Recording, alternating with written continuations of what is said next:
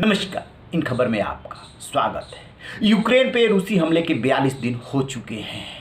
खून की नदी बह रही है, काफ़ी लोग मारे गए हैं, कई दौर की वार्ताएं हुई, लेकिन बात अभी तक नहीं बनी है।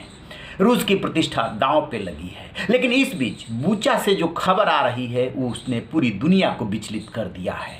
400 लोगों की लाशें बिछा दी गई है। सिर्फ इतना ही नहीं, 50 साल से कम उम्र के लोगों को सीधे गोली मारने और महिलाओं से दुष्कर्म करने का आदेश एक रूसी सैन्य कमांडर ने दिया था, जिसे कि बूचा का कसाई नाम से पुकारा जा रहा है। आखिरकार ये कमांडर अजातबेक ओमुरबेकोव कौन है और अपने को धार्मिक कहता है। घटनाक्रम को अंजाम देने से पहले पादरी से मिलता है और कहता है कि 50 से कम वालों को गोली मार दो और महिलाओं से दुष्कर्म करो, सामूहिक दुष्कर्म करो। सुनिए इस पे एक report. Separate motorised rifle brigade का कमांडर अजातबेक ओमुरबेकोव की उम्र 40 साल। 400 यूक्रेनियों की कब्रगाह बना चुके बूचा शहर के गुनाहगार की कहानी जान करके दंग रह जाएंगे कि रूसी मेडल से सम्मानित और ईश्वर को मानने वाले अजातबेक ने सामूहिक रेप और नरसंहार के आदेश दिए थे। कहा था कि 50 साल से कम उम्र वाले सभी मर्दों को मार डालो। ब्रिटिश अखबार डेली मेल की रिपोर्ट के मुताबिक वो यही है बूचा का कसाई। दुनिया भी उसे बूचा के कसाई के नाम से जान रही है। रिपोर्ट में दावा किया गया है कि बेगुनाह लोगों पर गोली चलवाने के बाद अजातबेक ने परिजनों को लाशें दफनाने के लिए सिर्फ 20 मिनट दिए थे। अजातबेक ओमुरबेकोव ने पिछले साल ऑर्थोडॉक्स चर्च के पादरी से भी आशीर्वाद लिया था, जिसके बाद उसने कहा, इतिहास बताता है कि हम अधिकतर जंग अपनी आत्मा के साथ लड़ते हैं। हथियार सबसे अहम चीज़ नहीं है। पिछले दिनों बूचा में हुए दर्दनाक और भयावह नरसंहार ने पूरी दुनिया का ध्यान अपनी तरफ खींचा है। रूसी सैनिकों ने बूचा पहुंचने पे सबसे पहले लोगों से दस्तावेज मांगे और नागरिकों को सीधे गोली मारी। रूसी सैनिकों ने आर्मी टैटू की तलाश में कई लोगों के जबरन कपड़े भी उतरवाए।